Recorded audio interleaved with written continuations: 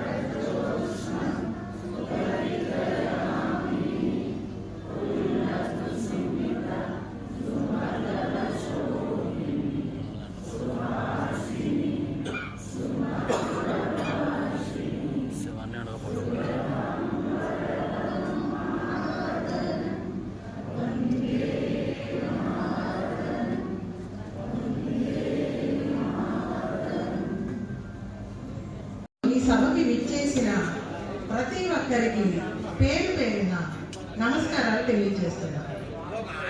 నా పేరు పద్మావతి. నేను అసిస్టెంట్ కమిషనర్ GST కాకినాడ. ఈరోజు ఇక్కడ మనం ఏర్పాటు చేసుకున్న ఈ మహత్తరమైన కార్యక్రమానికి నేను నోడల్ ఆఫీసర్గా ఉండటం ఈ ప్రత్తిపాడు నియోజకవర్గానికి నిజంగా నా సర్వీస్లో ఇది ఒక మైలురాయిగా భావిస్తాను.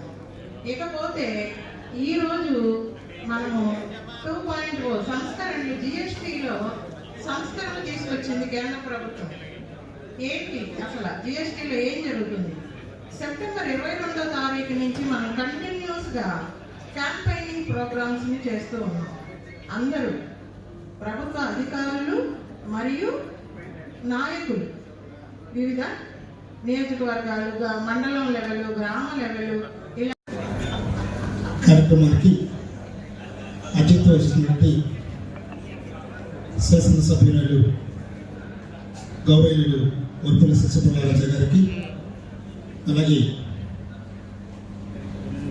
జనసేన పార్టీ రాష్ట్ర సంయుక్త కార్యదర్శి మేడిశెట్టి సునీతన్న గారికి, వివిధ డిపార్ట్మెంట్ల అధికారులకు, కూటమి నాయకులకు, సిబ్బందికి, వివిధ నాయకులకు అందరికీ కూడా నమస్కారాలు తెలియజేసుకుంటున్నాను.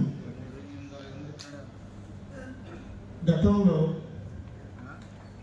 GST 1.0 గురించి మాట్లాడుతున్నట్లయితే ఒక టీవీ కొనుక్కోవాలంటే ఒక్కొక్క రాష్ట్రంలో ఒక్కొక్క రేటు ఉండేది. ఆ రేట్లలో డిఫరెన్స్ ఉండడం వల్ల అటు వ్యాపారులు ఇటు కొనుగోలుదారులు అందరూ కూడా కన్ఫ్యూజ్ అయ్యే పరిస్థితి వచ్చింది. అలాంటి పరిస్థితుల్లో దాన్ని ట్యాక్స్ని లేకుండా ఒకే ట్యాక్స్ తీసుకురావడం జరిగింది. అదే GST, goods and service tax. అప్పుడు ఏ వస్తువు ఎక్కడ కొనుక్కున్నా సరే మన దేశంలో ఒకే విధమైన ప్రైస్ ఉండేదన్నమాట. ఇప్పుడు జిఎస్టీ 2.0 ఇందాక మేడం గారు ప్రతి దాన్ని వివరించడం జరిగింది. అయితే వివిధ రకాల స్లాబ్స్ ఉండేవి, ఇప్పుడు 2 స్లాబ్స్ తీసుకురావడం జరిగింది. దీనివల్ల ప్రజల్లో ఎప్పుడైతే జిఎస్టీ స్టాక్ తగ్గిందో ఖచ్చితంగా కొనుగోలు శక్తి అనేది పెరుగుతుంది. కొనుగోలు శక్తి పెరిగినప్పుడు రాష్ట్రానికి ఆదాయం సమకూరుతుంది. రాష్ట్రానికి ఆదాయం సమకూరినప్పుడు మనకు కావాల్సిన రోడ్లు కానీ పాఠశాలలు కానీ వివిధ రకాల అభివృద్ధి కార్యక్రమాలు చేయడానికి అవకాశం ఏర్పడుతుంది.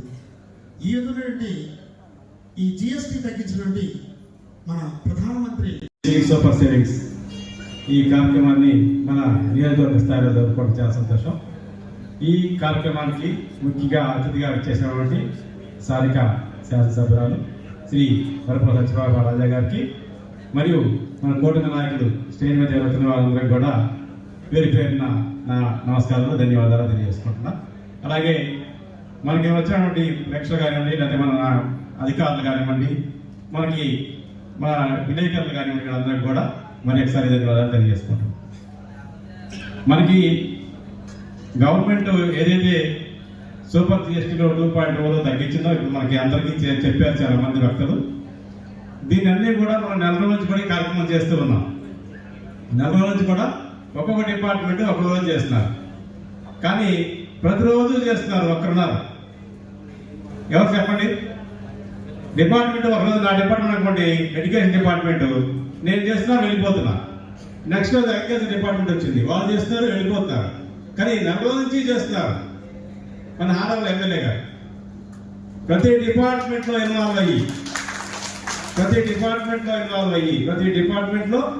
ఇన్వాల్వ్ అయ్యి ప్రతిరోజు కూడా వారి ఫోటో చూస్తున్నాం మేము డైలీ కూడా.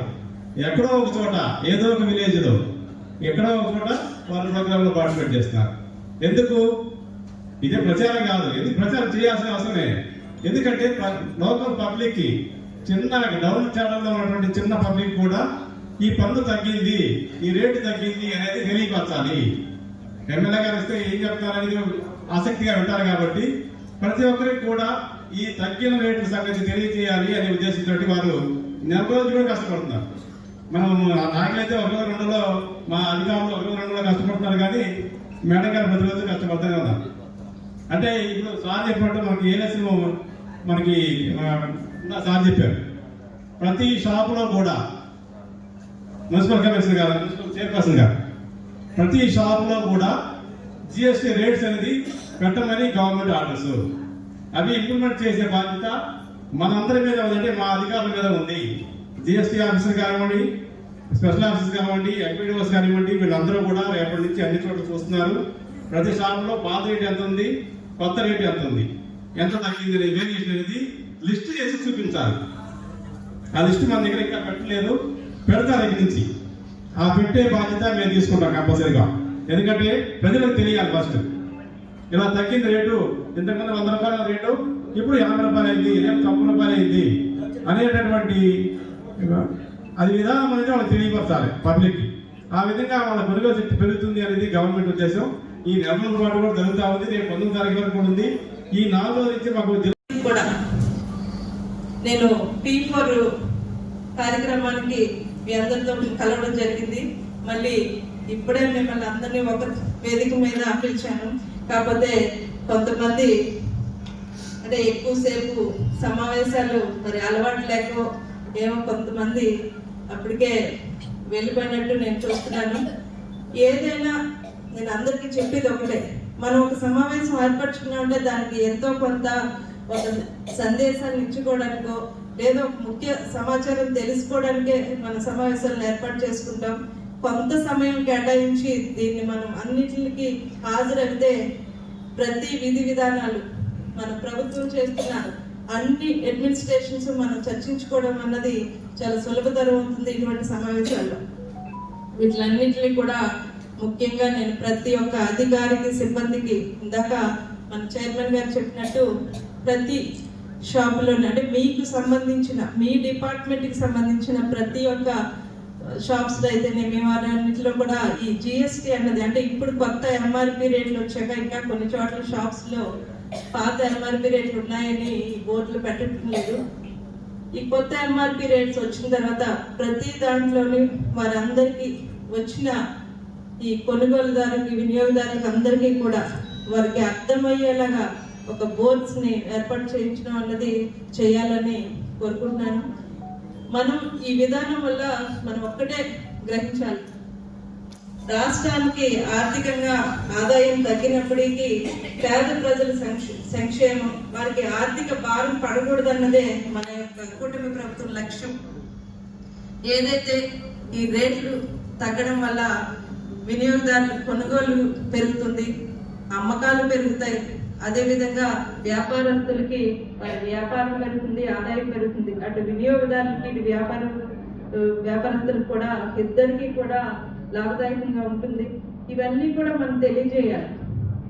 దీనివల్ల మనం ఎంతో ప్రతి ఒక్క దాంట్లోని, ప్రతి ఒక్క రంగంలోని, అంటే అన్నింటిలోని కూడా ఒక్కొక్కటిగా తెలిసినప్పుడు మన నెలసరి ఆదాయం కూడా మనం సంపాదించిన దాంట్లో కొంత మిగులుతుంది అన్న విషయం ఒక పేద రోజువారీ కూలి చేసుకునే వ్యక్తికి అర్థమయ్యేలా చెప్పాలంటే మనం ఇప్పుడు చదువుకున్న వారందరికీ సెల్లు అట్లా చూసుకుంటారు, అన్నీ తెలుస్తాయి. కానీ ఒక కూలి పని చేసుకునే మనిషికి తెలియాలంటే మనం వారి దగ్గరికి వెళ్ళి వివరించాలి అన్నది చాలా ఖచ్చితంగా చేయవలసిన కార్యక్రమం, మన కర్తవ్యం. ఎందుకంటే మన నాయకులు అంత కష్టపడి అక్కడ వారు చేస్తున్న వీటిలన్నింటినీ కూడా మనం కూడా ఎంతో కొంత వారికి సపోర్ట్ గా ఉండి ఇవన్నీ తెలియజేయాలన్నది మన కర్తవ్యం అని మీ అందరికీ తెలియజేసుకుంటూ, మరొకసారి కార్యక్రమాన్ని ఇంత విజయవంతం చేసినందుకు మరొకసారి మీ అందరికీ కూడా కృతజ్ఞతలు తెలియజేసుకుంటూ, ఇటువంటి కార్యక్రమాలకి ఇలా అధికారులతోటి, నాయకులతోటి ఇలా మరిన్ని మనం ముందుకు వెళ్తూ మరిన్ని కార్యక్రమాలు చేసుకుంటూ మన నియోజకవర్గాన్ని అభివృద్ధిని నాయకులే కాదు అన్ని డిపార్ట్మెంట్స్ వారు కూడా మనం సహకరించాలని మనస్ఫూర్తిగా కోరుకుంటూ, ఈ కార్యక్రమానికి విచ్చేసిన అందరికీ కూడా మనస్ఫూర్తిగా ధన్యవాదాలు తెలియజేసుకుంటూ సెలవు తీసుకుంటున్నాను. Thank you.